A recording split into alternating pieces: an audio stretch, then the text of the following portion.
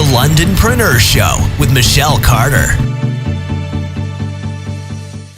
Welcome to another episode of the Londonpreneur Show, where we interview a new entrepreneur every Monday and Friday. Today's guest with me is Karyn Austin from Breathe Yoga and Pilates. Welcome, Karyn. Thank you. Thank you. So what gets you out of bed in the morning? Besides my two Shih Tzus, the chance to spread the joy of yoga. I know it sounds really corny, but it's what I have loved since I was 12. My mom taught me yoga at 12, and then I eventually went on and started taking lessons and just found out this is the best thing in the world. I hated gym class, wrote myself out of every gym class. I agree. Possible, yeah, totally.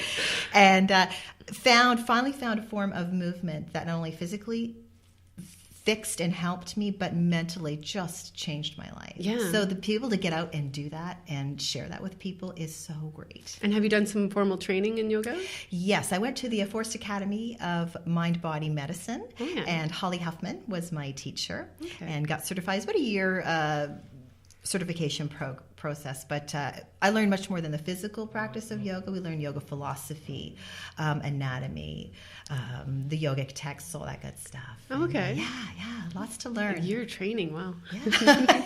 It's more than bending. Yeah. So how long have you been in business? I've been in business for 9 years. 9 years. Yeah, and it's gone by so fast. And Does I it? figure that must mean I'm doing what I want to do, because it doesn't feel like I'm working. Oh, obviously, yeah. It doesn't feel like I'm working. You're doing what you're passionate about. Absolutely, yeah. And where's your studio located now? It is at St. Ansgar Church, which is 600 Lawson Road in Northwest London. So it's right one little street up from the Aquatic Center. The London Aquatic Center. It's on a cute little church on the corner there. Okay. So easy to find, great parking as well, which is super. Awesome. Yeah. So what made you decide to be a business owner instead of working for someone else? I like being my own boss, and I know that might sound a little funny, but I really like calling the shots, and I like having total freedom over what I want to teach.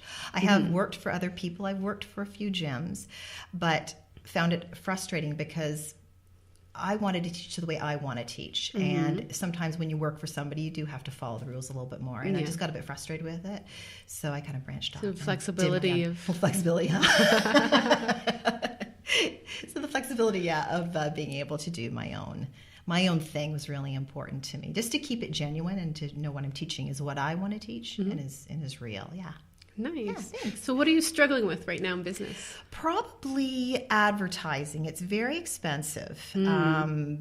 Unbelievably expensive. I had no idea. So I think that's really one of the biggest things I struggle with. Yeah. Another thing I struggle with is some of the larger studios that are out there really make it hard for the small yoga studios to have a go at it, because they've got the money for the advertising. Yeah, and they've got budgets. these beautiful budgets, and they're beautiful studios, but sometimes it takes away from us little guys that are trying to kind of do the whole thing too. But I would see it would be beneficial working a smaller person, because I can get that one-on-one attention, the more customized approach. Exactly. And that's what I try to do. I keep my classes small and safe. So about 12 is the maximum for any class that I teach. Okay. And that way I can walk around, I can adjust people, make sure nobody leaves there with like their shoulder out of the socket or whatever. Yeah. And especially if you're just starting in yoga, there's a lot of stuff you have to develop in the beginning. Absolutely. There's a lot of little nuances that people aren't quite aware of. And so even going to a bigger studio, and it's not their fault, they're not going to have time to walk around and adjust every student there. So there's a real danger level there. And yoga, it's a very gentle exercise, but it can hurt you. You have to be very, very careful. Anytime you're dealing with the spine and the neck, you got to be extra careful for sure. Yeah. So where would you like your business to be then 5 years from now?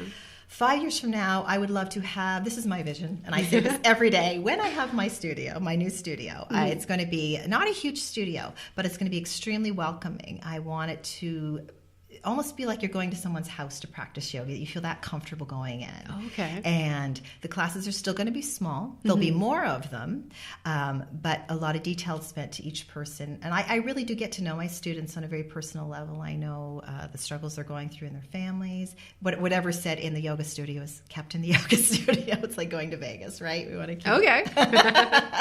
But yeah, just more classes, varied classes, different class times. That be able to give seniors and students discounts too is something I really want to do, because I want it to be available to people. I know yoga it's kind of an extra thing. It's not like food and groceries and rent. It's a luxury, really, to be able to take a yoga class, but I want it to be available to people. I really, really want that. Absolutely. Yeah. And so what's the difference between the yoga and the Pilates then?